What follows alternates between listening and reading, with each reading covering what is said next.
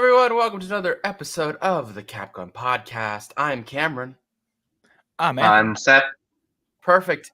And finally, since it's only the three of us this week, I gotta start with the intro because we've played it the third time now, and it took Anthony like me talking for 20 minutes about it to finally understand it. I just need that said, because if you guys watched, I think this was the episode with just Justin Anthony, which don't Yeah. watch. The Justin on its own episode. Justin gets his own episode. Terrified. And basically, I tried. He basically talked during the intro, which Justin realized, but Anthony didn't.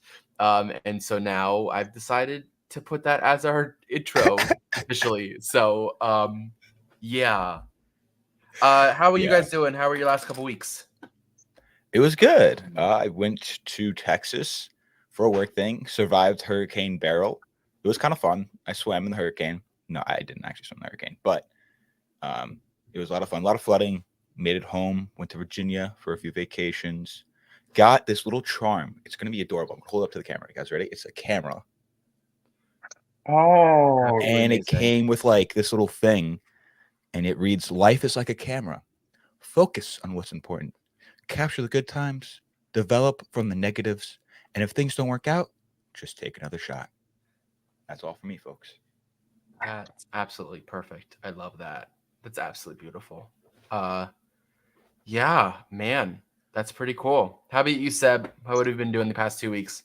I mean, I didn't really have to work the last 2 weeks, so I felt pretty good. Yeah, went to the movies a lot, with you especially. So yeah, I had a fun time. Yeah, we saw Twisters in Screen X. That was tons of fun. Is it worth it to watch? It is. That's debating watching. It is. Here's the thing, and Very good movie and very deep in the way it tells the stories. Like very good portrayal of emotions and everything. I'm gonna go on my pedestal here and like do a little thing of like production companies and distribution arms. Please let me know what director is directing a movie if it's a well-known director. Like the fact that Lee Isaac Chung directed Twisters,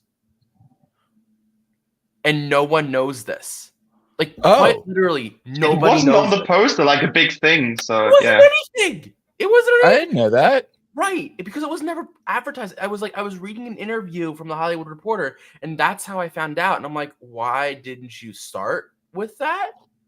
And I saw it in the end, in the credits after the movie. It was like, wow, that makes sense. So here's the thing about Lee Isaac Chung, because he's one of my personally favorite directors of all time, especially because I did my bachelor thesis and wrote about him in that. So I read Minari a lot and really analyzed the screenplay a lot. And so like he's a very like dear director of mine that I really enjoy watching. But yeah, didn't know. I kept thinking, oh, this is like a no name director that they're just trying to like test the waters and see if he's any good. No, he's a well-tested Oscar-nominated director that has made some really amazing films. And yeah, please actually post that. And also don't make crappy trailers. I understand if you can make a really great trailer for a really terrible movie, but this trailer was so not representative of what the film was. The movie was worse. Really? Yeah. The thing is, the trailer you saw most of the times, like we went to the movies at least 6 times and saw the original like short form trailer for the movie, which made it seem like an action-packed, thrill-seeking movie of people doing storm chasing as a fun activity, like people searching the thrill. And then I think when we went, because on the day we did a double feature, we first watched Despicable Me 4 in IMAX 3D. Oh, you and I'm dead. Was it? And then we watched Twisters. And I think it was either that day or the other day when I went to the movies to see Inside Out 2. Is that the title? I always forget what the title is. Yeah. No, that's the title. Yeah. I still need to see that. We saw a longer trailer for Twisters, which had more of the emotional parts and the other parts that are part of the movie, which to me like made it seem like a whole different thing. Because like in the end, it isn't an adventure movie at all. It's like a serious movie that talks about social issues and stuff as well. So like literally, it has more depth than the trailer makes it seem. And it really doesn't do the movie justice at all. Yeah, it was so weird. Yeah, we've seen a lot of movies recently, Seb, within the past 2 weeks. I feel like. Yeah. I feel like I did my defense last Monday, and I think because of that, like my time is just freed up between now and the next couple. I have another course that I'm doing with like 60mm film mid-August, and like between now and then, I have literally nothing to do. Like I'm just chilling, working, like doing my like 20 hours a week job, and looking for a new job after my current job ends. And so like I'm just going to the movies like 2-3 times a week. As you should. As I should. Also saw Maxine, which was great. Now I need to see. Great movie. By the way, Seb, local theater of ours I saw a few days ago is doing a run of a bunch of A24 films, including an X. And so we're gonna go. The website. Let me know when. I'll happily agree. Yeah, they're also doing Moonlight, Everything Everywhere All at Once, Lighthouse, Hereditary, Midsommar, and some of the other like it's like a whole A24 festival. Good. Anyway, Kinds of Kindness as well. It's Sequel Me 4. I saw. Yeah, Kinds of Kindness was a thrill ride. Honestly, it was a fun film. My favorite part of the movie was, and that's not really a spoiler, because there were a lot of romantic scenes, and Cameron turned to me and was like, honestly, dude, like Willem Dafoe, I wouldn't kiss many guys, but like, dude, that guy could kiss me. And then there was a scene where he was naked on the bed kissing Emma Stone, and it was just a close-up of their tongues. It was intertwining. And Cameron turned his head to me and looked at me in disgust and was like, never mind. You want to repeat the sentence from 2 minutes ago again? It was, you know what I love? It was like that shot didn't do well. No. Like honestly, it wasn't. Like, here's the thing. It wasn't. Yeah. Dafoe has this kind of aura around him where you're like, yeah, you know what? Yeah. Until he gets naked on a bed, and it's like, yeah, no, too much. It's the most awkward kiss of all time. And I'm just like, guys, no, please. There's no chemistry. You know, Emma Stone's yeah. She's Anyway, so the other thing that we did, or that I did these past 2 days, is I did. Greetings to New Jersey! Yay! I did moderation for Anywhere the Art, the film that we did 2 weeks ago. Antonia asked me to come on Friday and Saturday for their premiere, and do a whole Q&A session with them afterwards. That's awesome. You did Q&A sessions on stage? Yeah. So you did the interview on stage? Yes. Hey. Oh, now you have my condolences. It was fun. It was fun. Well, it was like the whole cast was there. It was fun. I do realize though after a while, it's like I can only talk about a 90-minute movie for so long until I just like have nothing more to like. I felt like I was scraping the bottom of the barrel yesterday when I asked. So the title is within the film. Why did you choose this as the title? And I was like, this is really scraping the bottom of the barrel, guys. I'm sorry. I feel so inept. But no, the cast loved it. Everyone had fun. It was a really cool time. Leo, our tech guy who's sadly not here with us today, was there as well yesterday. Oh, that's awesome. So yeah, we had a great time. And yeah, that's been my kind of week. I don't know. Any other movies that you guys have seen recently that you're like seen that you're like interested in? Or that you want to see Twister now, and I want to see Wolverine and Deadpool. I've seen that Wednesday night. I am stoked. That's what I plan on seeing it. I'm gonna drag my friend. I'm gonna go over his house and just like yank him out from his house and be like, "You're coming to the movies with me." And it's gonna be a fun time.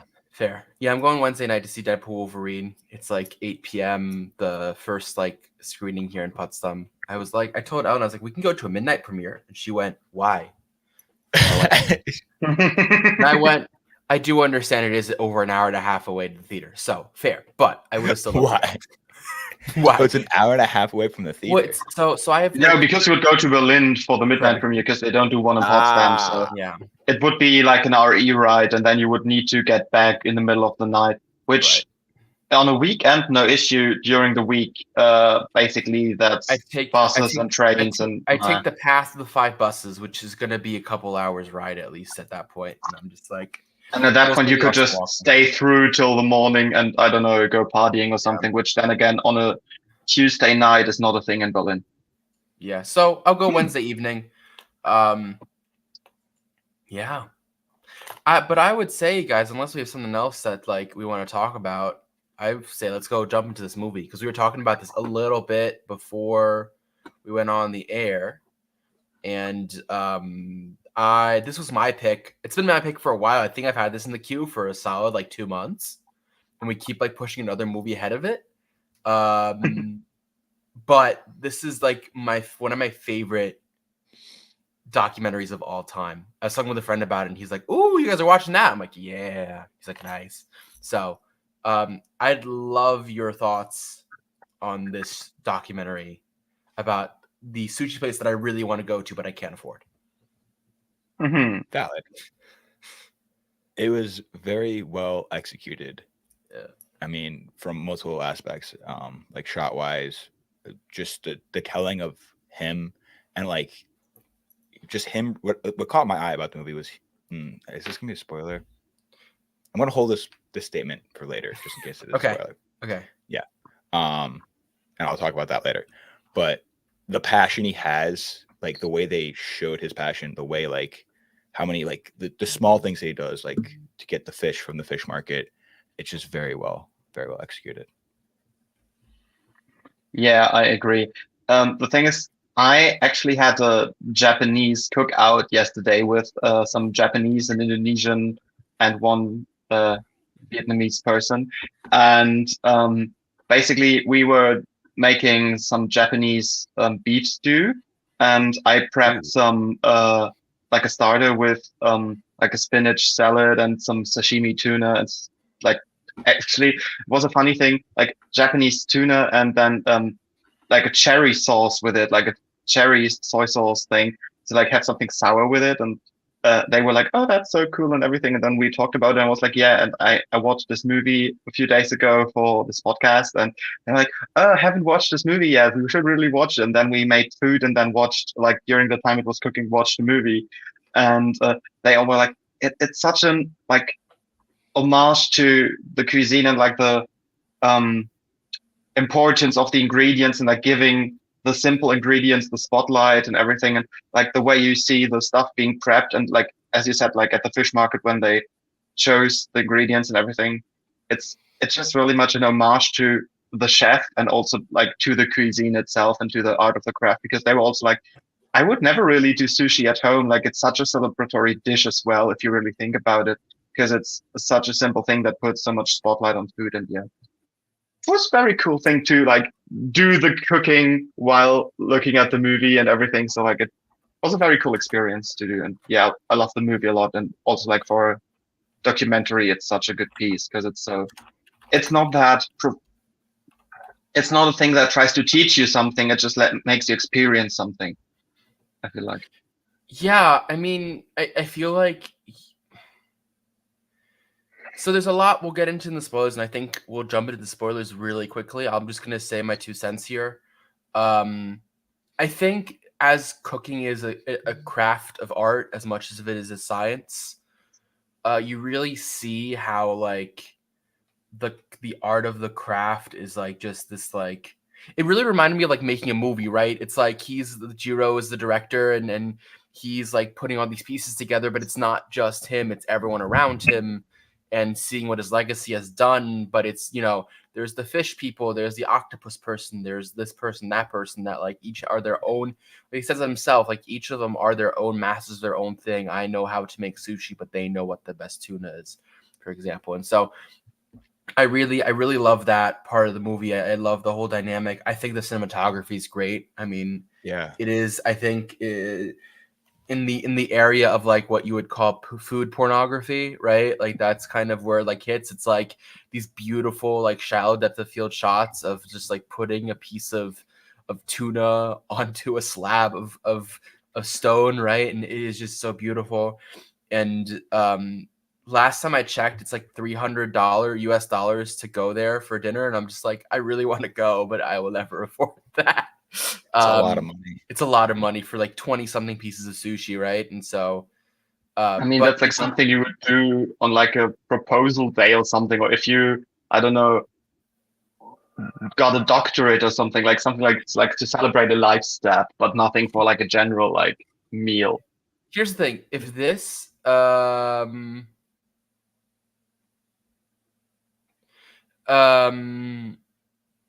if this, I will say this now: if this podcast goes big and we get money out of this, then we'll go and do that episode, and we'll First go company dinner is sushi. 100%. Yes. But yeah, I loved this film. I really did. I think the whole idea and the aura around the film is great. I think the whole cinematography and the directing style is great, and I think just the subject is just like, I feel like you have a very interesting like dynamic that is very hard to get in documentary filmmaking. We'll get to that later when we talk about like fact versus fiction. It's like the person that was the subject of this is just so engaging and so interesting that you go with it. With that though, I think it's time for some spoilers. So if any company wants to sponsor this podcast and get rid of the duck, Spotify, make this an original so Cameron gets his sushi. Yes. Yeah. That ending though, the fact like when it like the whole film is building up to Jiru being this like hero and him just like suppressing his son in the wings, and the fact that when you find out in the end that his son is the one that cooked the Michelin people their restaurant where it became 3 stars, like I feel like it's so heartbreaking in a way. It is, and I'm also surprised that they announced it in the documentary. I'm not. You're not. I truly think that this film is so much about the aura, like because the whole film kind of predicates on the fact that like Jiru is this very well-known chef. He was the first sushi chef that got 3 Michelin stars in Japan, and he got it right away. And he's been working his whole life, and so he deserves all this praise. But as you see, like the whole film kind of builds upon like the fact that Jiro's whole thing is hard work, and he has worked so hard, but that it translates to that he only expects the most hard work to happen from everyone else. And so I think the fact that his legacy will always be the fact that he got those 3 stars, but I think his true legacy needs to be that the fact that he produced so many people that were such of high quality, right? And that that mindset that he created all, like, because he basically, the film talks about the 3 disciples, right? His younger son, the second, and then there's that second restaurant of one of his former apprentices, and then there's the eldest son. And all 3 of those are basically his disciples of Jiru, and that will be his true legacy. And I think that is kind of, I mean, you guys tell me if you guys see differently, but I feel like that's what the film kind of builds up to.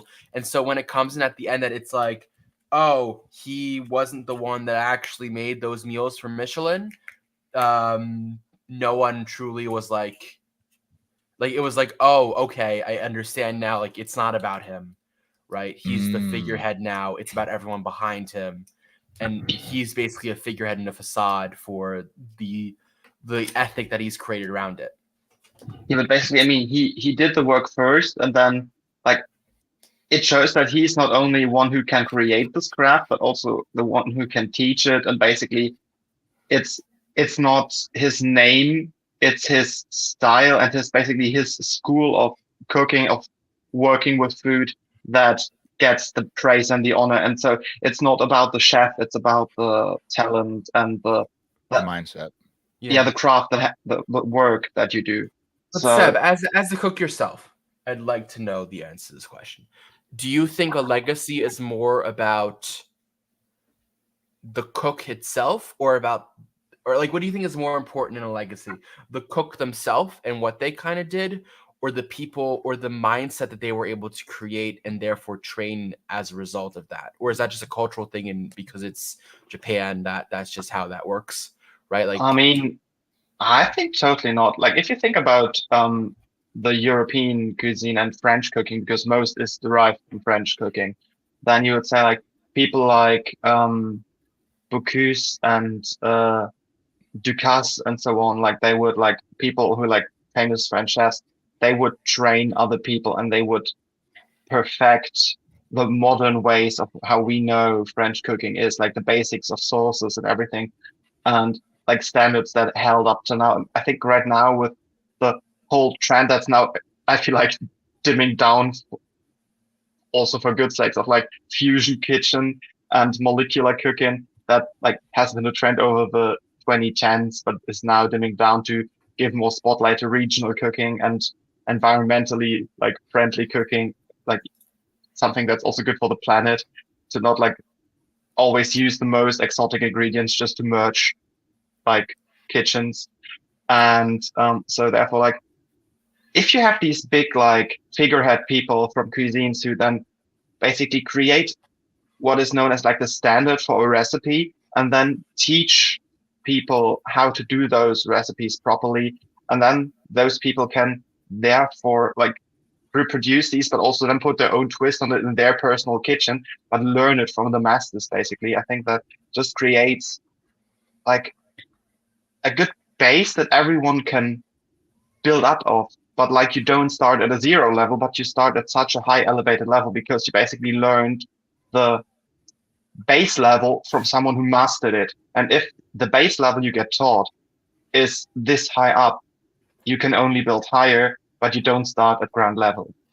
but do you think that's a more internal thing? Like that's only going to be within the industry? Like someone's going to look at within the industry the disciples, or you think that's like, because like I'm thinking about like in sports, for example, right? Like if you think about American football, right, there's a whole like tree of coaching that kind of is created, right? They talk about like how specific like coaches like Bill Belichick, who coached the Patriots for a while, basically had a whole group of disciples, but his legacy is tainted only because he was I think it was only one or two coaches that were ever truly successful outside of New England, right? Like, do you think, but that's something very public. I feel like in the public eye of cooking, at least the way that I see it, and I might just not be in the right circles, like basically all cooks stand on their own and they might have their influences, but it's never like this cook is good because of this cook, right? Like, No, definitely not. I think it's two things. It's the techniques and stuff you learn that you use to um, create the idea of the dish you have in your head, but it's also the discipline and your work ethic and your work style, like the cleanliness, the how how acute and how minuscule you are in your working and how precise. Like, are you very precise about your cuts? Are you very detailed about the way you prep your food before cooking? Like, are you very uniform in the way you cut? So if you say like something needs to be diced, are you very acute about cutting perfect dices, or is it like, it's a bit rough looking, but it doesn't matter, it gets stir fried in the end anyway? So uh, I think it's really about the work ethic as well. And if you get taught by someone and then you train others and you grew into this kind of like minuscule work ethic, you will always like carry that farther to your students as well, basically, or to those you train. Do you agree with when they talk about the 5 characteristics a good chef needs? You know, like the stubbornness, the attention to detail. What was it? The perfectionist. I forget each 5 one. But like, do you agree that a decent chef, like someone like to Jiru's level, do you think that a chef needs to have all those 5 characteristics in your like perspective? I think you need. I think you need some stubbornness, definitely, because it's always a bit of a fight, one against each other. You need to stand your ground in an industry like that. Also, and you need to, if you think you did something right and you know that you like didn't do something completely wrong, you need to be able to say that you did nothing wrong, even though some others might disagree, because like it's always like if there's complaints, there's always a seeking of guilt. And so if you know that you didn't do anything wrong, you can't like be pushed back, and you have to say like you did something right, because like otherwise you have issues in an industry like that, and there's going to be fights and stuff. And otherwise, I think you need the attention to detail. You need to have a hard work ethic, because like you need to put in the hours. And then again, I'd say you need to be a bit narcissistic, because you need to be 110% like sure that what you did is great, because like you will get a lot of criticism by others who will judge what you do and say, yeah, I could do this better, I could do that better. So I feel like you need to love yourself most. You need to be your biggest fan in a way as well, like not to a point where it clouds your judgment, but like in general to sell your stuff to others. But I think you could say that about any profession, like especially artist profession. Yeah, but then again, like it's kind of like artist presentation. Yeah, but like as an artist, like trust me, you get questioned a lot. But Cameron, it's really the same thing. So if I cooked your plate and the plate contained 3 carrots, 5 potatoes, a piece of chicken, and a cream sauce, and it's all about the presentation and the attention to detail and everything. But then again, the ingredients are so simple that your mom could have made the same dish with the same ingredients, but it would be different. Why would you go to my restaurant and pay $30 for it instead of letting it be cooked by your mom and pay technically whatever it is at the local supermarket? But I disagree with that statement as a statement. Because everything is based, like, unless I'm like going for like a very like specific expensive like Wagyu beef kind of thing, everything's gonna be basic stuff, right? Like, yeah, I think the restaurant gets a lot of first dibs on good ingredients if it's a good restaurant.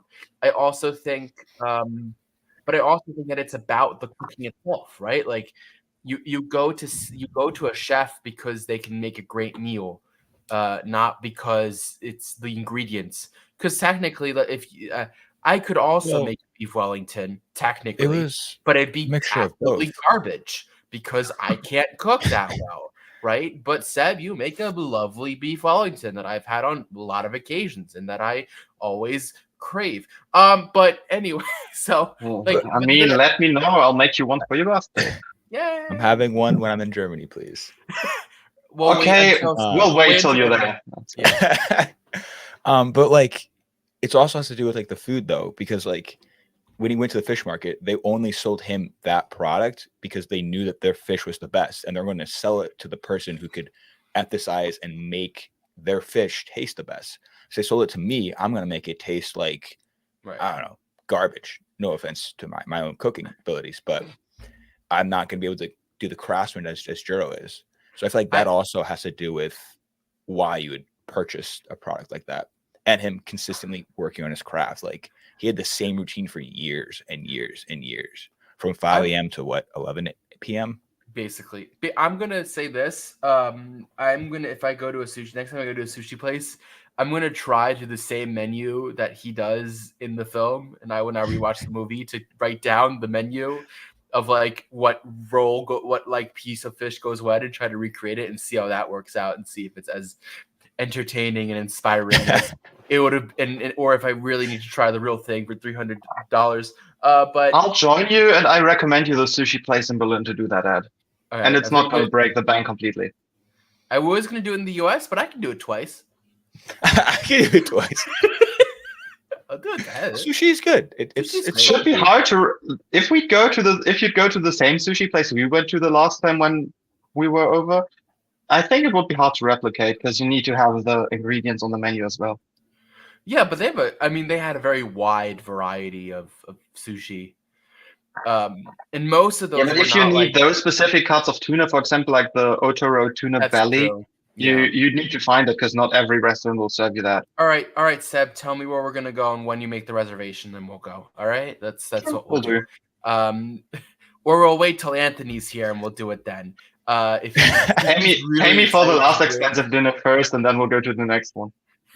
We'll see how expensive it is. Anyway, I have a question for you guys. Do you think Jiru should have retired and given the restaurant to his older son? Because that's like Yes. that's the thesis question of the film, right? Like, or at least one of them. He's currently, I just looked up his age. He's still alive. He's currently 98 years old. And I'm He's- assuming he's still working. It Yeah. didn't say if he was or wasn't, but like if your son was able to impress the Michelin star to put your restaurant as a 3-star chef, I feel like it's time for you to pass that torch on to him because he's shown that he's capable and that you now trust him and all your hard work and your skills to like mentor him and to make him like he literally said no to his son going to college because he wanted his son to pursue the legacy. If you're gonna do all this work and when he finally proves himself not be able to pass that torch, like when will he be ready? Is that question. But then again, in a restaurant, I feel like being in charge of the kitchen and being the front face of a restaurant are two very different things. But also then, like, you expect this person, like, even though if he had handed over the torch, he could not be not around the restaurant. Because if you had this from early in the morning till late at night rhythm all the time, up until that age, what are you going to do for the last, let it be 105 for the last 7 years of his life? Just sitting around and nothing? Like, that makes him die faster, I guess. That's true. He did say that in the documentary that like if he was to It's sit the around, purpose like, of his he'd lose life. his It's his life goal. It's his philosophy to life, basically, to perfect his craft and do that. And it's basically everything he's done for so long that it's like, if you take that away from him, I guess it would make matters worse. Yeah. You know. So even though he might like give over the real charge to his son, like I don't think you could take him out of the whole process completely because that wouldn't be like make him happy. Yeah, but I mean, I get where you're coming from, and like also the point of like when you hand over the torch, the son also gets the praise and the recognition that he deserves for what he created and what he achieved, because at this point you'd rather know the father for all these things, but like Yeah, I don't know. that's also different things in the end, I think. What I if think- he like? Sorry, Cameron, you can go. Thanks. I feel like Jiro, like, and we see this through his backstory of like not really having as much of a family. And so like I think he goes in this mindset of I need to work as long as possible so that I can survive on my own and so that I can like kind of do my own thing. But basically, especially his eldest son, right? Because it's always like because the younger son has his own restaurant, right? And Jiro like helped him with it and it supported him to an extent, right? Like because it has the name and it has all like Jiro says that it's his second location basically. But I feel like he only like I feel like it's this blindness of he sees for himself how much like power or not how much power but how much like work he's done and the recognition that he's gotten now, and so he just wants to keep going until he dies without seeing the sort of harm that he's doing to his eldest son, right? Because I'm assuming the sons also have a family and they're not working in the restaurant. So the eldest son is most likely the end of the line as far as we know at the moment. True, Right? unless they're just younger. Like the oldest son didn't start till 19, so maybe The eldest son is what? In his 50 60s something. now? He was 50 something during the film. Yeah, And that was 60s over now. 10 years ago. So he's in his 60s now. Yeah, and it never mentioned anything about them being married or having time to be in a relationship. That's fair, but if Jiro found a way, then I assume his sons would did as find a way. well. Yeah. But you know, it's like basically if because there is now a possibility where the eldest son dies before he's able to take over, right? And Yeah, so I like get what you I mean, mean. it's not like Yeah. like because he's old enough, right? And No, you're not wrong. people like Jiro seem to always live forever. I mean, look at the Queen. Like the Queen it was the same thing with the royal family just like 2 years ago, right? When the Queen died and Charles took over and he's older. and there was a discussion. What if Prince Charles, I think it's Charles, right? Is the king? What if Charles dies before the queen does? It's a possibility at this point. Like, what if the son dies before the father? The whole entire legacy of what Jiro says he wants to do kind of gets not wasted, but spoiled Falls because of apart. it. Yeah, and I think that's a very interesting idea of and the fact that the son has basically, without it being his name, created a name for himself is just fascinating to me. True. I just looked it up for his son. I feel like I'm gonna missay his name, but Yoshikamaza. Yeah, Yeah, I think so. He does not have any kids. So you were right. Like, when he passes away, the legacy dies with him. Right. Unless the younger son takes over, then Yeah. He can run two restaurants. That's no. I tough. think he'll just give up, or he'd give up the second restaurant and give it to another apprentice, and then he'd take over the original one. Yeah, I mean, at some point you can also be in charge of two places as and that's where I think that's the thing what I meant. Like, the son can be the chef of the restaurant, and the other one is the figurehead behind the brand. Like, take celebrity chefs like Gordon Ramsay. How many real restaurants plus then cheaper chains does a man like that have? He can't be in every kitchen. So he'll probably go around and visit each one like twice a month or something, 2 days a month. But then he'll have people he trusts to uphold the quality and the status that it's meant to have while he's not there. And I think the same thing goes for this here. Like, if this younger son would step up, he could have sous chefs who are in charge of the kitchen while he's not there, but also be there, half there. And then again, if it's on the continent, it's easier. Go in USA, Japan, for example. That's total different thing and harder to do, but I think it's doable. Sure, but I mean, again, that's the dedication that you need if you want that thing to be. My question is, at what cost, right? Yeah. That's the question that I keep asking is what's the cost of all of this for all of these people? Because I feel like it's not, I feel the whole thing is just not that. I feel like Jiro is doing a miscalculation on his part. I can see that. If you want to see it or not, right? And so I don't know. Unless it's a stubbornness, he's too stubborn to give it up. He can't see the situation at hand because he's had all this praise. He's the number one, or one of the number one sushi chefs. But Jiro has to know at this point, right, that it wasn't him that cooked for the chefs, right? He admitted it. Yeah, you're right. I just find that totally the whole dynamic of just all right, I'm gonna take the praise even though it was my son. I just find it so fascinating of an idea. I don't know. It's my current thoughts.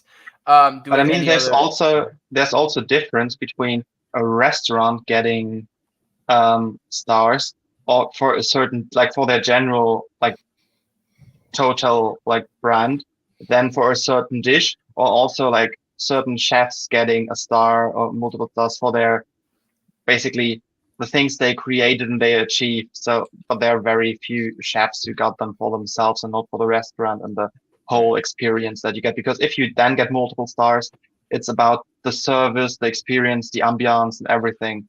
So if it's not for a certain dish or for the chef, then it's the whole brand. And I mean, the whole brand isn't just the son, even though he did the cooking. Sure. But the whole brand, but the whole film builds up to this point that Jiro is the head chef. He's always there. He's the one that's cooking. He's the one that makes everything. People are afraid to eat at his restaurant. That's why they go to the second son, right? It's all those kind of small hints of oh, this is Jiro's restaurant and this is his thing and he's the chef. But it turns out that his whole fame has been rested upon the fact that it's not on his shoulders, right? It was on the son that cooked it in the end. The son that served it. So the one day that he wasn't there, they came, and that's when they decided to give the 3 stars. I don't know. I just find that to be a very fascinating, family dynamics type of thing.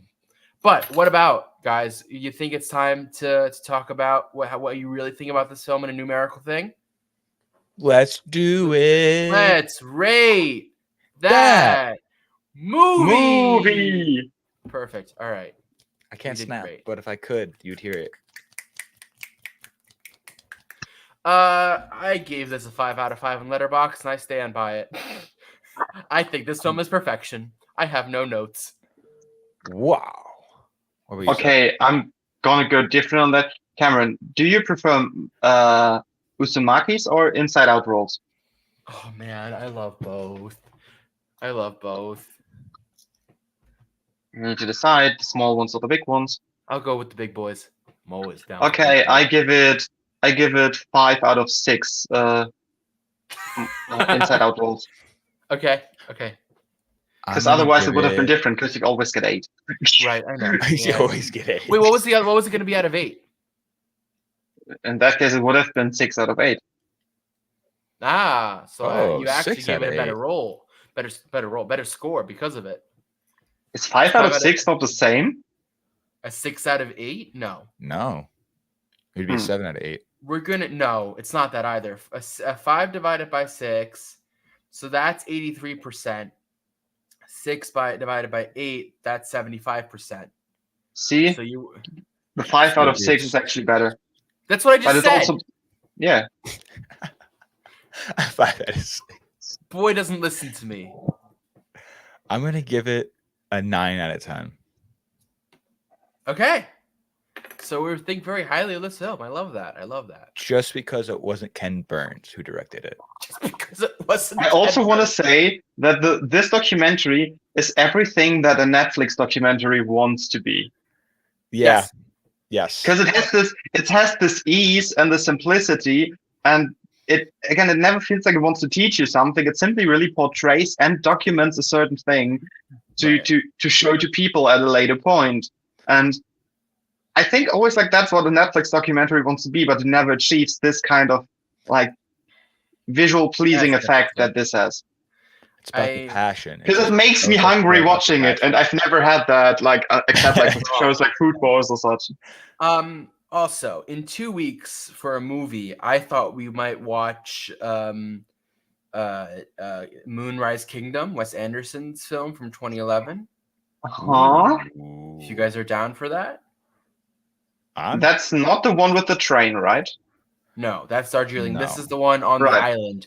That's the kid's love story. I always misplaced the two. And then the only other film that I'd recommend is around Election Day. I want to do Idiocracy.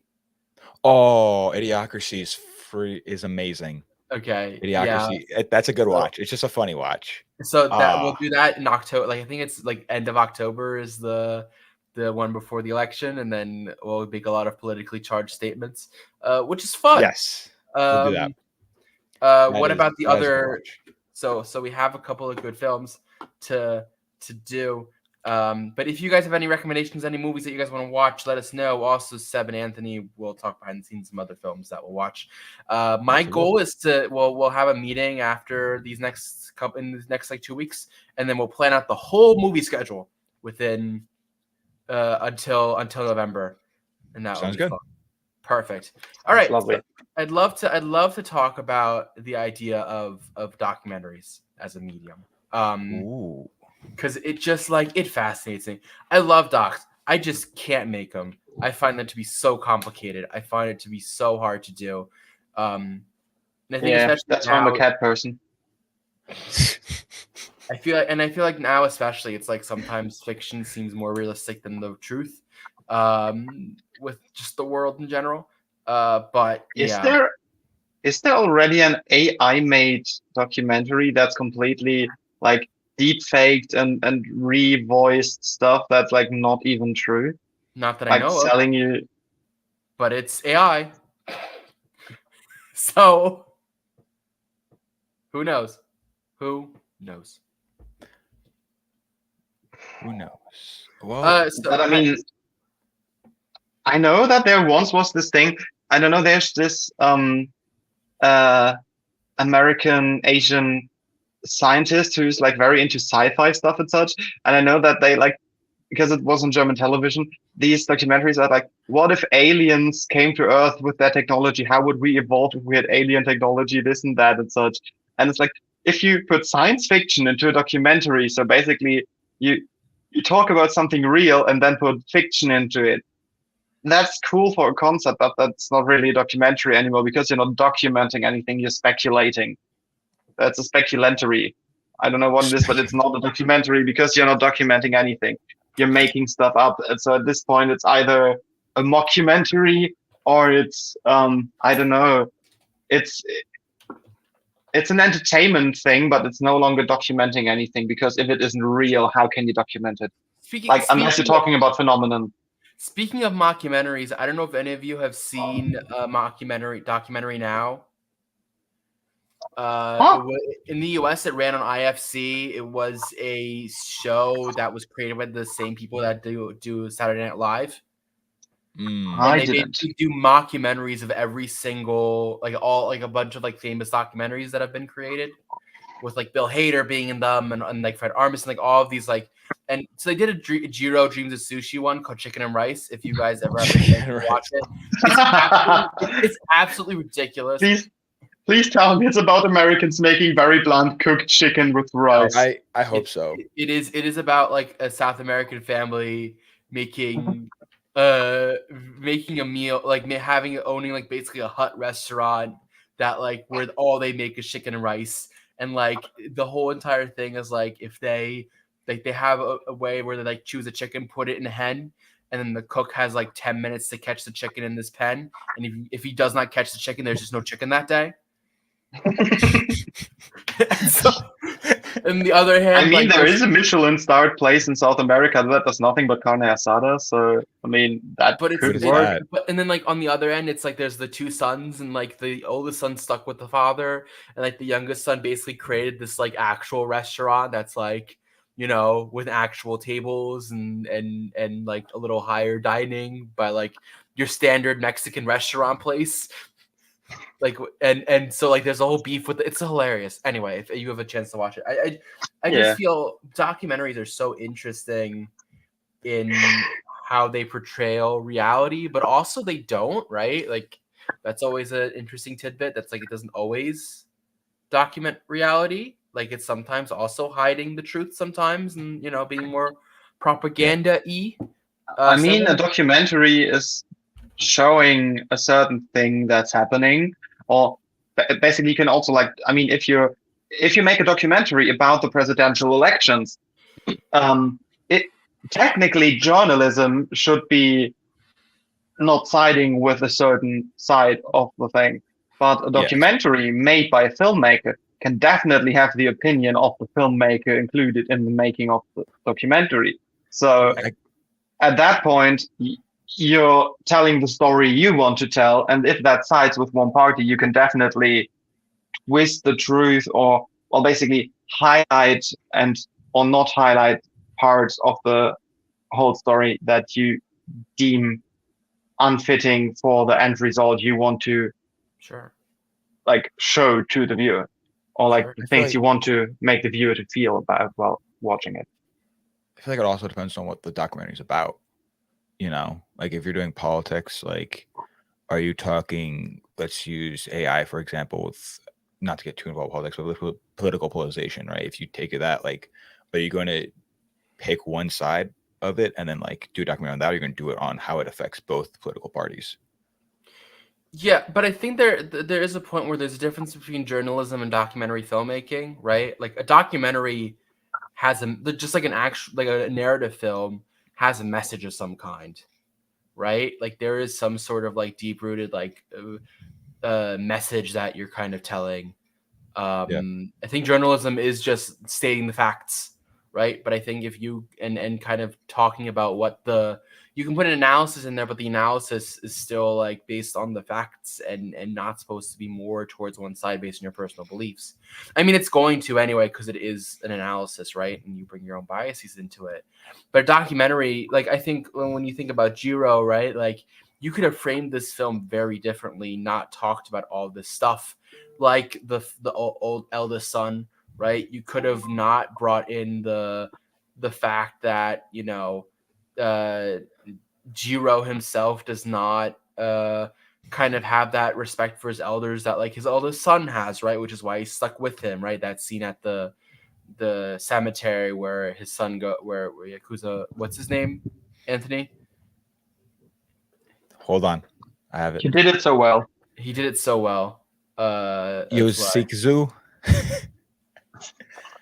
That sounded worse than the first time. That sounded a lot worse. That sounded a lot worse. But how he like how he basically goes and says, "Don't disrespect your elders," and Jiro's like, whatever, right? Like, I feel like there's some sort of truth in like how you portray everything and what you film, what you don't film, and what you keep on the cutting room floor and what you don't. And so yeah, I think I don't know. The more that I've like the more films I make and the more stories I tell, the more I just realize there is no true difference, except one is harder to do in my opinion because you're working with real people and you need to kind of form the story towards the later half of the process, and the other has a story, but in both cases there is an opinion that you're giving and the whole thing. I don't know. That's my little TED talk about documentary filmmaking. No, and that's a very like valid point because documentaries is a type of form of not media but of cinema, and cinema typically tends to be on that fiction side, even if it's on based off true story. Like, right, like if we take a true story, there's gonna be some fictional parts. Like if you use Iron Claw, for example, they never stated their one son that passed away at all in the movie. I forget which son it was exactly, but like, yeah, I know who you're talking about. Yeah, there's always that fiction even in cinema, and I guess it depends on like, that's what separates a good documentary, I feel like, from a bad documentary. Is a good documentary tells the true story and it doesn't feel like you're learning something, while you go watch like a bad documentary is going to be like all facts. You can't like, I don't know, it doesn't immerse you if you just hit them with facts. It feels more like a news outlet. But yeah, you know, like these videos you see in like school when it's like, okay, kids, today we're gonna learn something about the rainforest, and then it's like, yeah, we tell you numbers and dates and climate zones and animals and everything, and it's not like showing you things and letting you experience and learn by observing what's shown, but like basically bombarding you with facts and key points and everything, so you get as much input as possible out of it instead of basically a glimpse of what is there. Sure.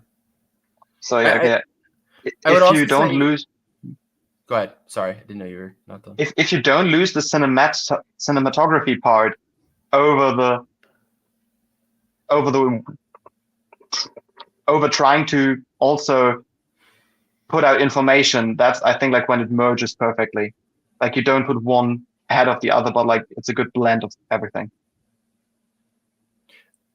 I think also, you know, because I think I think because a documentary filmmaking kind of has two extremes, right? Like the one is a propaganda film. Yeah. And the other side is journalism. Right? Those are the two ends of the documentary film spectrum. Right? And one is a lot better than the other, right? Like I'm not denying that. But if you're talking about what a documentary film is, it kind of goes in between what a propaganda film. Like I was at a film festival not last year but 2 years ago where I watched two feature films. One was about the way that Israel does like water technology and like water desalination, which basically just became a propaganda film of Israel. And the other one was a film about the first Torah scroll that was put in, I believe it was Saudi Arabia, and that, or no, or was it the UAE? One of those, I think it was the UAE, and basically that became a pro UAE propaganda film, right? Talking about how great the country is and how tolerant they are and all that stuff. And I'm watching these movies going, man, these aren't great documentaries only because they just like, it's so in my face, right? I think a good documentary has I think good documentary has both a thesis statement, but also does not shy away from its own drawbacks, right? And isn't afraid to show both positive, like basically build its argument, just similar to like how an essay builds an argument, right? Like it is a visual essay where you're both talking about, you know, you're both kind of trying to prove why your thesis is correct, without, you know, being too pro or against a party or a thing, or, you know, it's like it's fair but still has a point. Yeah, and basically you can stick to the facts, and the way where I think the fiction can come in the documentary is like the way you tell your story, like for storytelling purposes, to paint pictures and stuff like that, to make it appealing, and then again also like at certain points interesting to the viewer, but like without distorting the real picture. Yeah. Yeah. Like Yeah. when I say fiction in that way, I mean like the way you phrase things or the way you establish things, but like without completely distorting or falsifying what is there. Sure. Yeah, yeah, it's an interesting take. I don't know, do you guys have a favorite documentary that you've seen that wasn't Jiru? That's a tough one. I mean, if you really want a very nice documentary in general, any wildlife documentary voiced by David Attenborough or Morgan Freeman. Fair. They're so All that pretty one, to watch. all that one Just voiced to by see the Snoop Dogg shots. is actually very nice.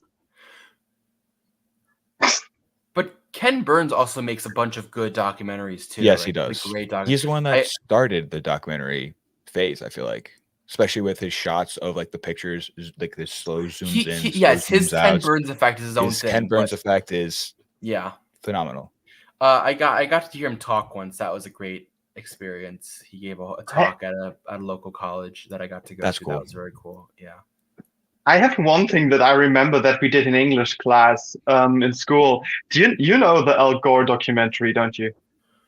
I know of it, yes. Do you mean not. of Al Gore of the 2000 election?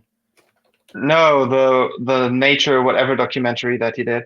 Oh yeah. I know of it. I haven't seen it, but yes, I know of it. Because that's also what you said. Like it's the perfect mix of being a true, honest documentary, but also propaganda. Yeah.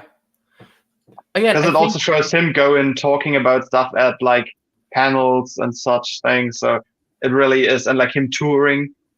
And so yeah, it really is that weird mix of propaganda and also like putting the spotlight on an important topic.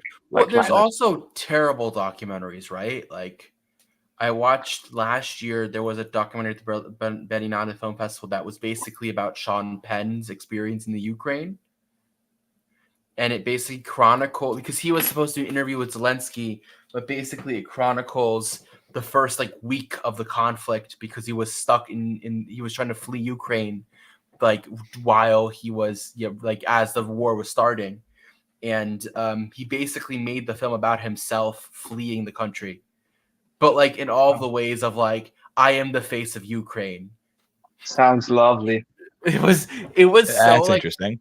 and I had all my European friends, and I have a couple friends that like live in like I have a friend that lives in Latvia, and she, you know, very close to the Russian border, and she's like, this movie absolutely like spits in everyone's face because it's just like it's an insult by making a conflict about yourself, right? Not about it's about you, as like it's about Sean Penn trying to be a cool dude and being like, man, I almost died because I was in Ukraine. Like, let me document us leaving, and you know, like, and let's do a bunch of reaction shots of me reacting to like bombs falling because like, oh man, it's terrible. Like that's what the film felt like, you know. But like on the other hand, like there's also like this idea of like a documentary that's like both narrative and documentary, right? Like talking about films that like the Clemson Project is a film that I really love. I don't know where you can find it. It's something that I've been trying to find again. But it's basically a narrative film wrapping around a documentary about these two people that like this man trying to travel to find refine the love of his life, who's doing this who's like trying to document about like the Clemsoner music and like the people that are making this music and what it means to them. And it basically turns into this like mix of a documentary and a narrative and a fiction film. And it's so well done. It was one of my favorite films of that year. It's just really interesting. Like, that's a film that I find very fascinating. And what you can do with a mix of documentary and narrative and how you can kind of bleed those lines. I mean, one thing that came to my mind while you said that was because I listened to a podcast recently where they talked about that, and you guys know Super Size Me, right? Yeah, Yes, the guy Yeah. that's a died good recently, documentary. right? Yeah, Did the he guy died really? recently, and I heard that on a podcast, and I think it was 50 something. If it wasn't something about it, and Was he eating McDonald's? no, he was healthy. Like that was nothing. He didn't really like get unhealthy after the documentary. I mean, but the thing is, we saw that in school and elsewhere, and like I know that like I think when I did youth work, we also went somewhere on a trip, and that was what we watched on the bus going there, like as one of the films because it was like an 11-hour bus ride, so you had time to watch movies. And whenever I saw the movie, my first train of thought was always like, I want a burger right now. So like the thing this movie like tries to portray, like don't eat too much fast food, like never really worked because this movie in the end showed like, yeah, it's gonna be fine. So like you can make a documentary and it also not work out and something like that. So like it's not a bad documentary, but it also didn't really have the effect I feel like that it wanted to have. So Yeah, I don't I would know. also I don't know if I would call it a bad documentary, but I don't know, it definitely didn't have the effect I think that the people wanted it to have because it didn't have the shock value I feel like that it was meant to be. And I mean, look at the world now, it didn't really change at all. Yeah, but those films are always hard to kind of like figure out how to deal with, right? Like, I don't know. I don't know how to truly feel that. Like, I feel like documentaries are only as effective as the society around them. I mean, I look at all these like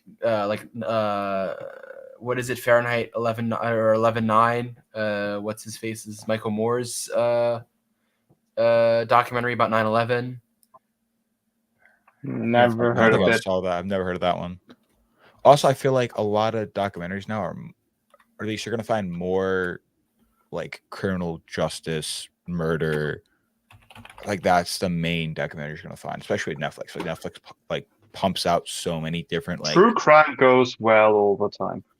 That's It true. does. I find those does. to be very yeah. It's Michael Moore's Fahrenheit 11/9. It's like a very like Michael, Michael gotta Moore. watch that. Yeah. Yeah, it's about 9/11 and kind of the failure of the government basically as a result of like how they acted after like before and after the 9/11 attacks on the Twin Towers. Very fascinating film. Yeah. So I To don't know. go back on the film itself, and it's a little off topic, but I just found out that he did retire and gave the business to his son. Oh, really? Okay. Yes, yes. When? And in 2023, and then in 2019, they lost a Michelin star. I did So hear there are about only 2 stars now. Only 2 stars now. Yep. Well, okay, so you know the thing is that you get 1 star for the general thing of being like it's good food. Then the second one you get for overall experience and ambient, like the whole package is just a seller. And then the third one you basically get for outstanding stuff, being an imprint on something, blah blah blah. So I don't know because like maybe that he stepped like wait they lost it before he stepped down, right? Yeah. Yep. So I don't know if he maybe stepped down because they lost it or something, but basically 2 stars is still more than enough. But like if you lose the third star, like that mostly means that something that they had was missing or they were in instability because like to keep or to get and keep a 3 star, that means like there's no imperfection. And therefore there might have been disruption or something that like maybe you just have a bad day and you get it back at a certain point, but if they didn't achieve it back till now and you have yearly tests anyway and they kept their 2 stars, then that means that there has to be some issue why it isn't 3 stars anymore. It might just also be that they reassessed the way they grade stuff and that Sushi, and like a simple menu just isn't enough to qualify anymore. But I believe that's a hard take to do because there's been places who held 3 stars for 100 years, as it feels like, and they never got them taken down. Interesting. So, Interesting. like, But, take yeah. people like Ducasse or something. They have like 150 stars over a span of restaurants, and some of them for like at least 60 years. Interesting. So That's interesting. Yeah. Do you guys have any other comments? no. Other than Yes, I'm hungry go on. now. Very What? fair. I want to. Me I'm gonna too. have sushi. I'm gonna some order dinner. sushi now. Fair enough. Same. I might not. I might wait a little bit for sushi. I had sushi yesterday, so You can have it again. Ah, I had Every it for day. lunch too. We made Elena made sushi, like made sushi last night, and we had so much that we had enough left over for lunch today. So Wow. yeah. White people sushi night. We get the sushi rice from the grocery store and nori sheets from the grocery store and Japanese mayo from the grocery store and canned tuna from the grocery store. Okay. White people sushi. Okay. But yeah, Mayo I'd without say, sushi. guys, thank you so much for watching. We'll see you in 2 weeks. And yeah, I don't know. Enjoy your sushi dinners, guys. Bye. Enjoy your fish dinners. Bye. Bye, guys. Bye.